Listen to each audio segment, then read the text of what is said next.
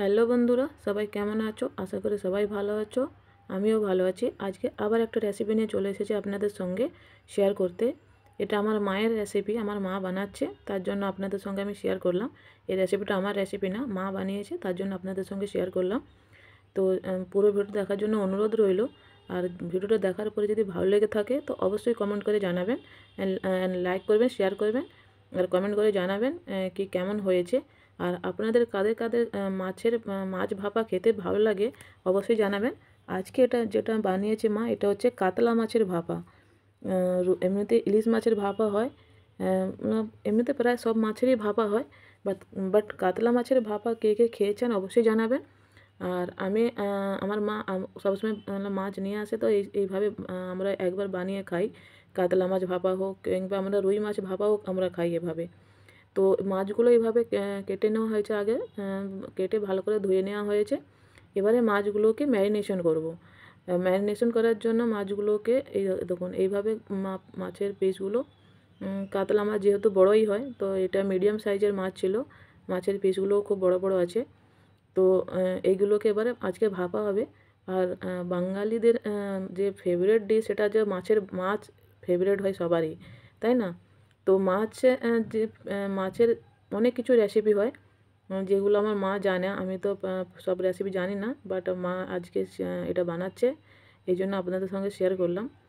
আর মাছের ভাপা খেতে আমাদের তো খুবই ভালো লাগে, গরম ভাতের সঙ্গে মাছের ভাপা। তো এখানে আমি নিয়ে নিয়েছি নারকেল, নরম নারকেল নিয়েছি আমি। আর দেখুন এইভাবে নারকেলগুলো নিয়ে কুচি নিয়েছি। আর এখানে নিয়েছি সরষে বেটে নিয়েছি।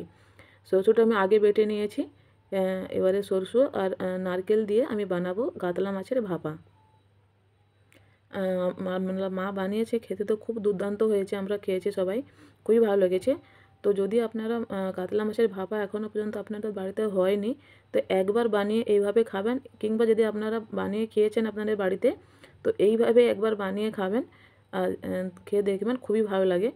তো আমি জাস্ট বাড়িতে হচ্ছিলো তো আপনাদের সঙ্গে শেয়ার করলাম। আমি একটা নিয়ে নিয়েছি মিক্সির জার একটা নিয়ে নিয়েছি। এবার এর মধ্যে দিয়ে দিচ্ছি কিছু কাঁচা লঙ্কা, দিয়ে আমি না, মা দিচ্ছে, আমি যেহেতু খালি ভিডিওটা বানাচ্ছি।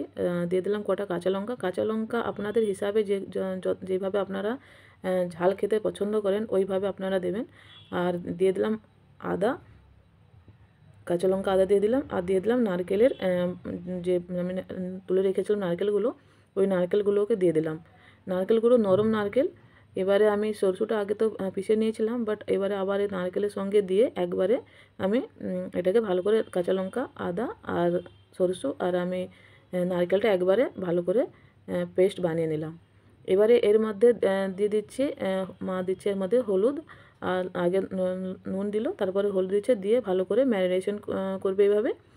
ম্যারিনেশন করে এটাকে আর্ধেক ঘন্টার মতন এইভাবে ছেড়ে দেবো। যেহেতু মাছের পিসগুলো বড়, এর মধ্যে যদি নুন না যায় তাহলে এটা খেতে ভালো লাগবে না। তো তাই ম্যারিনেশন করে আর্ধেক ঘন্টার মতন এটাকে রেখে দেবো। দিয়ে এবারে এটাকে ভাপা বানাবো। তো মাছগুলোকে এইভাবে ভালো করে ম্যারিনেশন করে নিচ্ছি আমার ভালো করে। এবারে মাছগুলোকে রেখে এবারে আধ ঘন্টা হয়ে গেলে এগুলো ভাজা হবে। তো আপনাদের সঙ্গে আমি রেসিপিগুলো মাঝে মাঝে শেয়ার করি, কিছু রেসিপি। তো যদি আপনাদের ভালো লেগে থাকে তো অবশ্যই জানাবেন। আমি জানি সবাই বাড়িতে কম বেশি সবাই রান্না করতে জানে প্রায়, বাট আমি তাও মাঝে মাঝে শেয়ার করি রেসিপি কিছু, যেগুলো আমাকে প্রায় তো আমার বাড়িতে রান্নাই হয়, বাট আমি কিছু রেসিপি শেয়ার করি আপনাদের সঙ্গে। তো মাছগুলোকে এবারে আধ ঘন্টা হয়ে গেছিলো, এবারে মাছগুলোকে আগে ভেজে নিচ্ছে মা এইভাবে। কাঁচা মাছ ভাপাও হয়, যেমন খালি মশলা দিয়ে এমনি ভাপে হয়। বাট আমরা প্রায় ইলিশ মাছ হোক কিংবা এই মাছ হোক, মাঝে মাঝে আমরা এইভাবে ভেজেও করি। মানে ইলিশ মাছটা হলে পরে বেশি ভাজি না, প্রায় কাঁচাই করি। লেকিন যদি কাতলা মাছ হয় কিংবা অন্য কিছু মাছের ভাপা করে, আমরা একটু ভেজে নিই এইভাবে। তো এবারে মাছগুলোকে ভেজে নিয়েছি ভালোভাবে এইভাবে। এবারে মাছগুলো একবারে ভালো করে ভাজবে না, মিডিয়াম হালকা ফ্রাই হয়ে যাবে, তারপরে মাছগুলোকে তুলে নিতে হবে। এভাবে ভাজা হয়ে গেলে তুলে নিতে হবে। নিয়ে এবারে এইগুলোকে ম্যারিনেশন করব। এই মাছের যে মাথাটা দিয়েছিলাম, মাথাটা দেবো না, অতটা আমি অন্য কিছুর জন্য ভেজেছি, রান্না হবে তার জন্য। বাট এবারে আমি একটা বড় একটা বাউল নিয়ে নিলাম। এর মধ্যে নিয়ে এবারে যে পেস্টটা বানিয়ে রেখেছি এই পেস্টটাকে কাঁচা লঙ্কা আদা আর যে নারকেল দিয়ে সরষে দিয়ে যে আমি পেস্টটা বানিয়ে রেখেছি এই পেস্টটা দিয়ে এটাকে মাছগুলোকে ভালোভাবে ম্যারিনেশন করব মশলা দিয়ে। এবারে একটা বড় একটা আমি বাউল নিয়ে নিয়েছি, এই বাউলের মধ্যে আমি দিয়ে দিলাম মশলাগুলো আগে দিয়ে দেবো। মশলাগুলো দিয়ে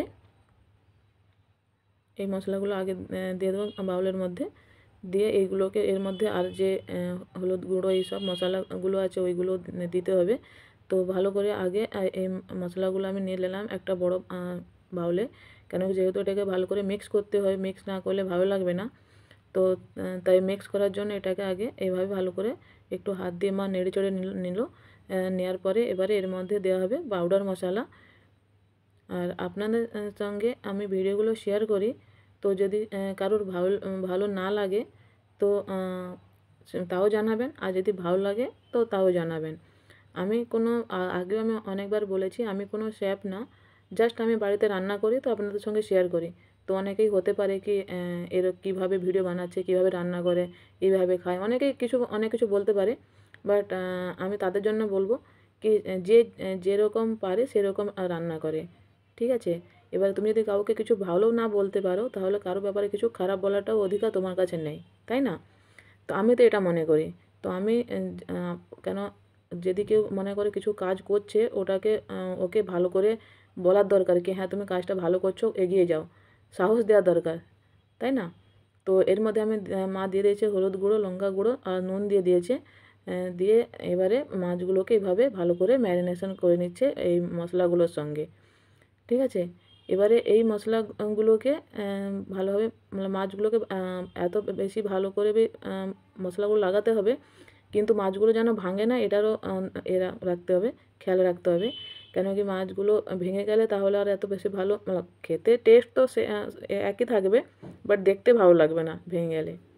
এবার মাছগুলোকে এভাবে ম্যারিনেশন, আমি তো ভালো করে বলতেও পারি না, জাস্ট আমি যেভাবে পারি আপনাদের সঙ্গে শেয়ার করছি। আপনারা অনেকেই আমাকে উৎসাহিত করেন, আপনারা সাথে আমাকে খুব সুন্দর সুন্দর কমেন্ট করেন, খুবই ভালো লাগে আমার কি আপনারা আমার সঙ্গে এইভাবে থাকেন। তো আমিও সবার চেষ্টা করি সবার সঙ্গে থাকার জন্য মিলেমিশে, কেন আমিও কাউকে যদি কিছু ভালো না বলতে পারি আমি কারো ব্যাপারে কখনো কিছু খারাপও বলি না।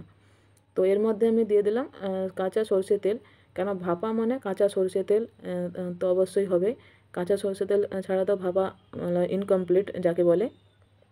এবারে তেল দিয়ে দিলাম আর একটু গ্রেভির জন্য ওই যে বাটিতে মশলা ছিল ওই বাটিতেই একটু ধুয়ে ওটার জলটা দিয়ে দিলাম, বাস এইভাবে, মানে বেশি জল দিলাম না, কেন কি যেহেতু ওটা ভাপা হচ্ছে বেশি যদি গ্রেভি হয়ে যায় এটা কিন্তু খেতে ভালো লাগবে না। তো এটা একটু শুকনো শুকনো ভাব থাকবে, এইভাবে মশলা মশলা গায়ে লেগে থাকবে মাছের এইভাবে, তো এটা ভাপা হবে। এবারে আমি একটা শিফট করে নিচ্ছি একটা টিফিন বাটির মধ্যে, যেটা বড় একটা টিফিন বাটির মধ্যে এটা আমি শিফট করে নিচ্ছি এটা ভাপানোর জন্য, যা তাকে স্টিমগুলো না বাইরে বেরিয়ে যায়, যেহেতু আমি এগুলো ভাপাবো। তো এইভাবে এই বড় একটা টিফিন বক্সের মধ্যে আমি এটাকে নিয়ে নিলাম। এবারে কটা কাঁচা লঙ্কা চিড়ে দিয়ে দিচ্ছি। আমি আগে বলেছি কাঁচা লঙ্কার মাত্রাটা আপনারা নিজেদের হিসাবে দেবেন যেভাবে আপনারা খাবেন, তো আমরা এইভাবে দিয়েছি। আর একটা আমি দিয়ে দিচ্ছি কেটে টমাটোটা দেওয়া কম্পালসারি না, একটু দেখতে ভালো লাগবে তাই দিয়ে দিলাম আমি এক্সট্রা, এটা আমি অ্যাড করলাম, মাকে বললাম এটা অ্যাড করতে, মা বলছে এর মধ্যে টমেটো দেয় না। তো অনেকে হয়তো দিয়ে খায়ও জানি না, বাট আমার মা বানালে দেয় না, লেকিন আমি জাস্ট মাকে বললাম তো মা এই জন্য দিয়ে দিল। এবারে এভাবে ভালো করে টিফিন ডিব্বাটাকে এবারে বন্ধ করে দেব। এবারে এর মধ্যে এটাকে বন্ধ করে দিয়ে এবারে স্টিমে বসাবো, স্টিম করার জন্য এটাকে দেবো। একটা কড়াই নিয়ে নিয়েছি, ওর মধ্যে আমি টিফিন ডিব্বাটা রেখে কড়ার মধ্যে ঢাকনা দিয়ে দিলাম, দিয়ে এটার মধ্যে এইভাবে আমি স্টিম দিয়ে নিলাম। আধেক ঘন্টার মতন আমি এটাকে স্টিম দিয়ে দিলাম মিডিয়াম ফ্লেমে। এবারে আধেক ঘন্টার পরে এটা হয়ে রেডি হয়ে যাবে, এটা গরম ভাতের সঙ্গে জাস্ট মতলব খুবই ভালো লাগে খেতে। এইভাবে দেখুন হয়ে গেছে, মানে আমি কিছুটা তুলে রেখে নিয়েছি, আমি সবটাই দেখাচ্ছি না। এবারে এর মধ্যে এই দেখুন হয়ে গেছে রেডি, এটা গরম ভাতের সঙ্গে খেতে খুবই ভালো লাগে। তো আপনারা অবশ্যই ট্রাই করবেন যদি এখনও ট্রাই না করে থাকেন, আর যদি ট্রাই করে থাকেন তো আমি বলবো কি আবার বানাবেন বাড়িতে, অবশ্যই খাবেন। আর যদি ভালো লেগে থাকে লাইক কমেন্ট শেয়ার করে যাবেন। Thank you so much.